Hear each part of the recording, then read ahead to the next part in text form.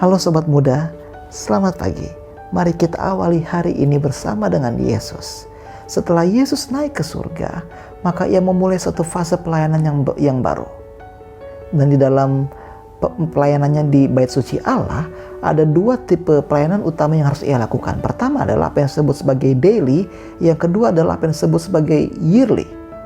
Nah, dalam pelayanan harian yang ia lakukan, Yesus mewakili orang-orang berdosa yang bertobat. Ia akan membawa darah pengorbanan itu ke hadapan Bapa di bait yang kudus. Kemudian darah ini akan dipercikan di tirai yang menjadi pembatas antara ruang kudus dan juga ruang maha kudus. Tetapi darah yang percikan ini tidak berfungsi untuk menghapuskan dosa manusia tersebut. Darah ini berfungsi, atau pelayanan harian ini berfungsi untuk melepaskan manusia dari konsekuensi dan juga hukuman dosa yang seharusnya ditimpakan kepada mereka. Ya, jadi dosa itu tidak terhapus begitu saja setelah korban itu mati di kayu salib. Setelah Yesus mati di kayu salib, enggak. Dosa itu tetap tercatat di Ka'bah Allah. Nah, kalau begitu kapan dosa itu dihapuskan pendeta? Kalau bukan pada waktu di kayu salib, jadi kapan? Dosa itu dihapuskan secara sepenuhnya pada pelayanan tahunan yang ada di Bait Suci Surgawi. Nah, seperti yang kita ketahui bahwa setahun sekali Bait Suci itu perlu dibersihkan. Kenapa?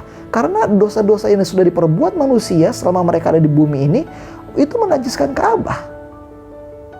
Dan untuk memperbaharui semuanya, untuk merestart rencana keselamatan, maka Ka'bah itu harus disucikan dan ditahirkan.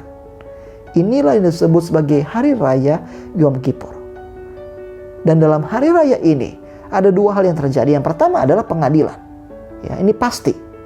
Yang kedua adalah setelah pengadilan, setelah semuanya menjadi jelas, pada saat itulah dosa-dosa kita semua akan dihapuskan selamanya dari surga. Jadi memang masalah dosa ini bukanlah masalah yang bisa diselesaikan begitu saja. Ini bukanlah masalah yang hanya ada antara kita dan Tuhan. Tetapi ini adalah masalah rumit yang juga mempengaruhi segenap alam semesta. Dan itulah mengapa kita perlu pengadilan. Marilah kita semua pada pagi ini ambil waktu sejenak untuk merenungkan rencana Allah.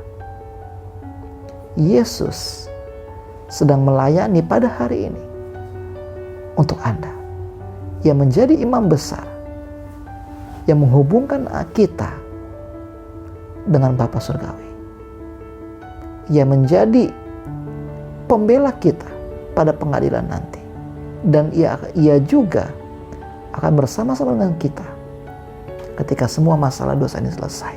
Kita berdoa. Bapa di surga, kami bersyukur Tuhan atas kasih-Mu. Kami juga bersuka cita mendengar rencana keselamatan yang telah Engkau canangkan. Kami memohon agar Engkau mengajarkan kepada kami untuk melihat kepada Engkau. Inilah permohonan kami. Dalam nama Yesus kami berdoa. Amin.